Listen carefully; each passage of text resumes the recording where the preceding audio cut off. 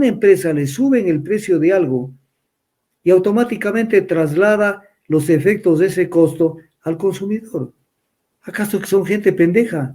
Ellos siempre ganarán, aprovecharán cualquier condición para seguir subiendo los costos, los precios. Gran cosa, vamos a focalizar el subsidio del transporte. ¿Cuánto es el transporte en el consumo energético nacional? El 3,5%. El transporte público me refiero, transporte público, no el transporte global. En el tema de la focalización de subsidios, solamente los ignorantes pueden pretender que eso se puede focalizar de la manera que lo hacen. Van a crear tal sistema que va a ser inmanejable y que va a generar una serie de problemas internos, contrabando interno, una cantidad de infracciones internas, porque tendrán que endurecer las penas en el Código Penal y una cantidad de cosas. Va a ser un infierno esa penegada.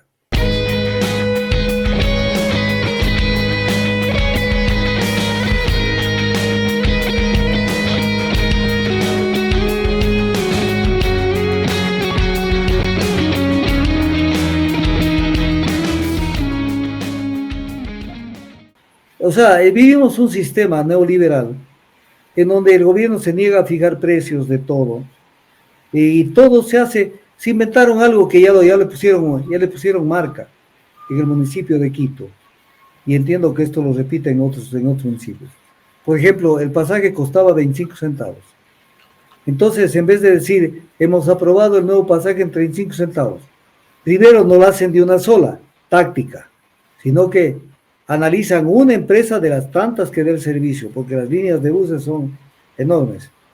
Entonces dicen, la empresa tal ha presentado la documentación en regla y ha hecho una propuesta de mejoramiento de las condiciones de transporte de sus unidades, que van a tener mejores y le hemos aprobado que suba 35 centavos. Entonces la gente dice, como yo no cojo esa línea que va de tal parte a tal parte, me vale, yo sigo con mi línea que va de donde yo quiero salir a donde voy a trabajar.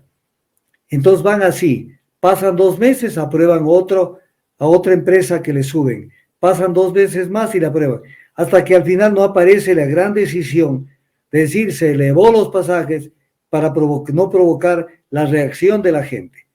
Pero al final, el ecuatoriano o el que vive en cualquier ciudad del Ecuador, que crea que como no le elevaron los pasajes en la ruta que él sigue, no le van a elevar a futuro, es un ingenuo. Al final, ¿cuántos de los buses, por ejemplo, en Quito, ya no están en 25 centavos? Prácticamente todos están en 35. Entonces, lo que hicieron es una táctica de con vaselina ir metiendo despacito el tema y ya hasta el rato ya no hay nada que hacer. ¿Por qué? Porque el pueblo no tiene mecanismos y siempre está pensando que los indígenas lo van a defender. Los indígenas están pensando cómo posicionarse para desde esa plataforma lograr la ambición de ellos, crear un estado dentro de otro estado. Yo lo vengo repitiendo de años, y van avanzando. El mayor avance que han tenido, bueno, uno de los mayores avances fue sentarse de tú a tú con el gobierno de Lazo a discutir con el Estado qué quieren ellos que se haga con todo tipo de políticas públicas, todo, no solamente en el tema de los combustibles, no, todo. Y por eso ya hablan de la Carta Magna. Pongan ojo, echen sentido a lo que están diciendo, la Carta Magna, el acuerdo. O sea, esto es inamovible. Y dicen, esto hemos acordado, pero seguiremos insistiendo en los puntos que no llegamos a acuerdo. O sea, con ellos no hay una negociación. De decir, por ejemplo, ellos quieren 100, el gobierno les dice 60, quedemos en 80. Pero ya ahí terminó el rollo. No, quedamos en 80, pero yo seguiré insistiendo en los 100. Pero además hay temas que ellos no tienen vela en el entierro. En el tema de la focalización de subsidios, solamente los ignorantes pueden pretender que eso se puede focalizar de la manera que lo hacen. Van a crear tal sistema que va a ser inmanejable y que va a generar una serie de problemas internos, contrabando interno, una cantidad de infracciones internas, porque tendrán que endurecer las penas en el Código Penal y una cantidad de cosas. Va a ser un infierno esa penegada. Eso va a ser terrible. Porque, no, pero es que hay que darles a los camaroneros. Pero y a los que nos están, por ejemplo, dando, por decir algo, el consumo de pollos. O sea, que no exportan pollos, pero que nos suplen la comida del día a día. O sea, ellos no tienen importancia en la economía. O sea, los unos sí tienen porque se exporta. Pero basta con decir que el sector camaronero ha vendido, por ejemplo, el año pasado 8.000 millones de dólares. O sea, no es un sector que les va mal, pues. No es un sector que les va mal, porque no es que crecen sus ventas porque sí. Pero además ya nos vamos acostumbrando también a otra cosa. En el Ecuador y en muchos países debemos a veces alegrarnos de que alguien o alguienes estén exportando y le están dando un valor importante al ingreso de divisas en el Ecuador. Pero, por ejemplo, camarón bueno ya no comemos en el Ecuador. Ya los mangos buenos todos se van afuera. Los bananos que comemos en Quito son los de rechazo, porque los bananos salen directamente afuera. Entonces, al rato dice uno, en la medida en que sigamos exportando todo, nos quedan los residuos nada más. Porque en la práctica es así. Pero después, solamente los camaroneros y los atuneros. Y el resto de actividades económicas, que incluso son de tamaño mucho más pequeños, pero que son importantes para cada gente. ¿Qué van a decir? Y por ejemplo, otro tema. Alguien tiene un carro, por decir algo de 2.500 centímetros cúbicos. Entonces dicen, no, es que este carro, mira, 2.500 centímetros. Ahí le va, a este no le damos un subsidio. Pero posiblemente ese carro tiene 20 años. No es de una persona que lo acaba de comprar nuevo de paquete y etc. O sea, pero además, gran cosa, vamos a focalizar el subsidio del transporte. ¿Cuánto es el transporte en el consumo energético nacional? El 3.5%. El transporte público me refiero, transporte público, no el transporte global. Entonces, claro, hagan lo que hagan, pero nunca se olviden que el 70% del consumo energético del transporte terrestre, no se irán de donde me estoy focalizando, del transporte terrestre son carga pesada y carga liviana. Entonces, claro, la gente dice, por ejemplo, que hoy lo escuchaba a algunos dirigentes hablar, decían, bueno, pero son gente poderosa y son de las empresas. Pues a una empresa le suben el precio de algo y automáticamente traslada los efectos de ese costo al consumidor. ¿Acaso que son gente pendeja? Ellos siempre aprovecharán cualquier condición para seguir subiendo los costos, los precios. Entonces, ese es el tema que no terminan de entenderlo.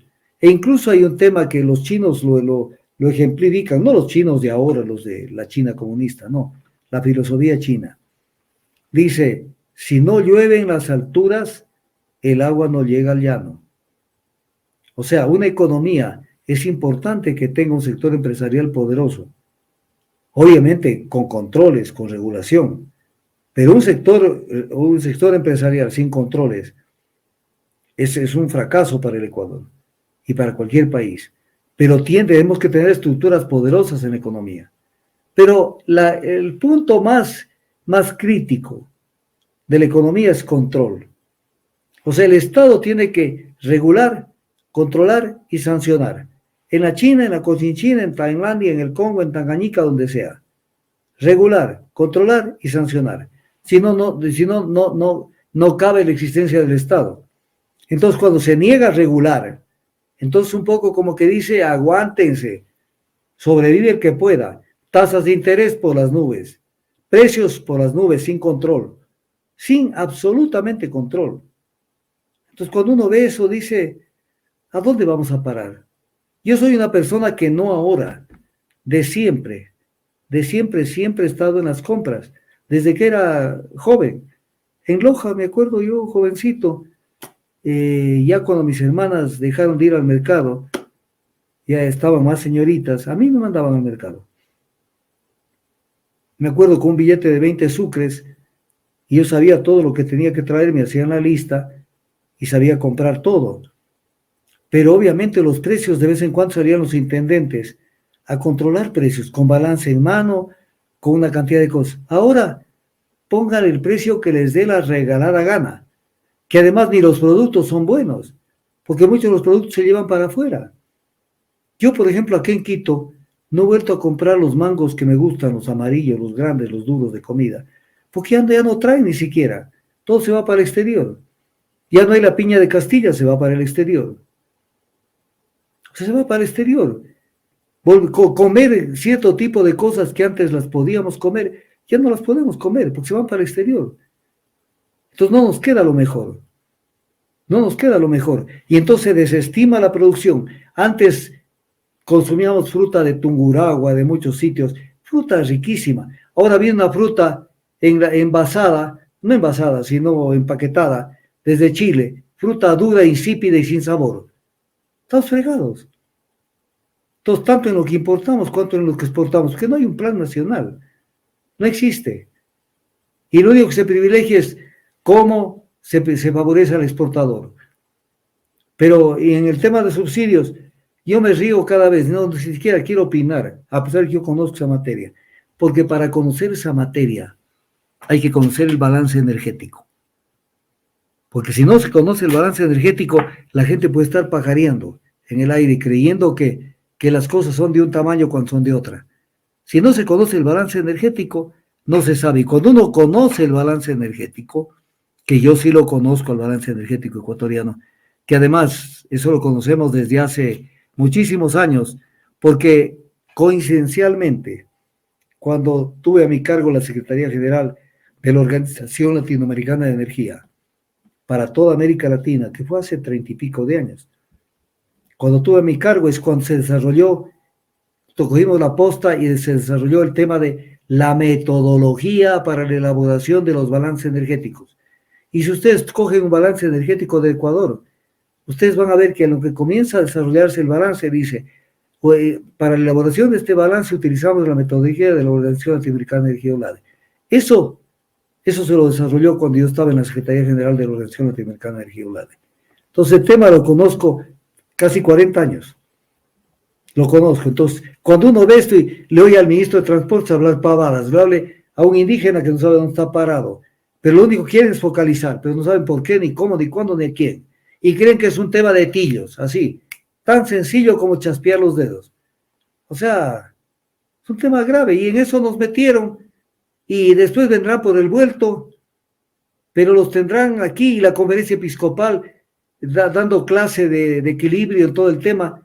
¿Qué tiene que ver? Es un Estado que hoy mismo, en el mismo dictamen dice que de los instrumentos, de los elementos constitutivos del Estado, los rescatables son y entre ellos dice la laicidad del Estado, el Estado laico. Lo dice en el dictamen de hoy de la Corte Constitucional que lo comentamos.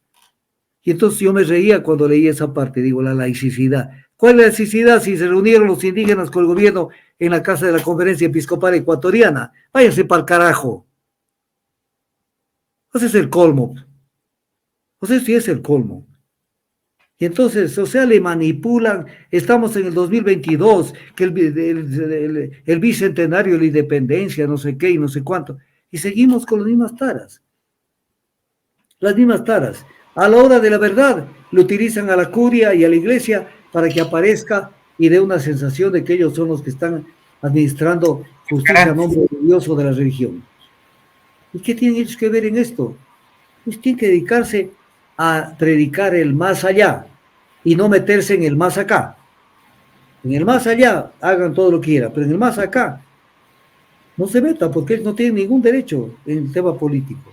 Pero la conferencia episcopal cierra sus acuerdos con bombos y platillos y el gobierno le dio toda la cancha y toda la avenida abierta para que ellos sean los jueces de la paz y de la guerra un poco.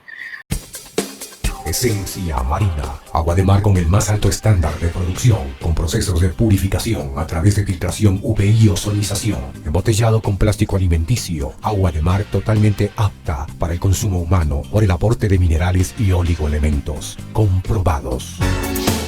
Somos una empresa que maneja su imagen como pioneros en el Ecuador desde el año 2016, con su fábrica de producción a más de 3.750 metros sobre el nivel del mar, que le garantiza aún más calidad del producto. Esencia Marina está ya al alcance de sus manos, de venta en los principales locales y centros comerciales del país.